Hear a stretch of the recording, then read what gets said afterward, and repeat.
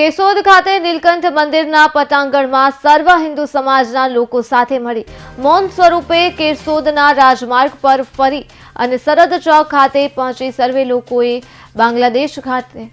શેખ હસીના સરકારને અલોકતાંત્રિક રીતે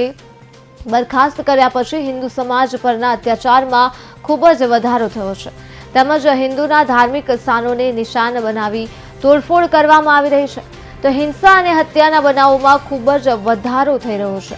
જબરદસ્તી ધર્મ પરિવર્તન જેવા ગંભીર અપરાધો પણ થઈ રહ્યા છે અને આ પરિસ્થિતિ ખૂબ જ ચિંતાજનક હોય આ બાબતો પર ભારત સરકારની જવાબદારી પણ બને છે કે પોતાના નાગરિકોની સુરક્ષા કરે અને કોઈ પણ પ્રકારના અત્યાચારોને રોકવામાં આવે।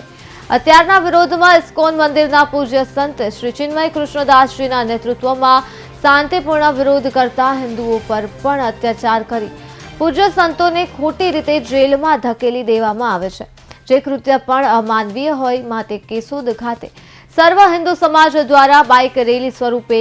કેશોદ ડેપ્યુટી કલેક્ટરને આવેદન આપવામાં આવેલ છે। વહેલી તકે હિન્દુ સમાજ પર થતા અત્યાચારો બંધ થાય તે બાબતે ઘટતું કરવા માંગ કરવામાં આવી છે।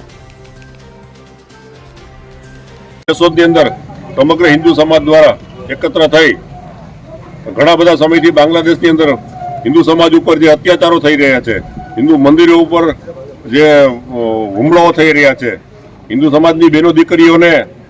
જે રીતે એમની લાજ લૂંટવામાં આવે છે, આના વિરોધની અંદર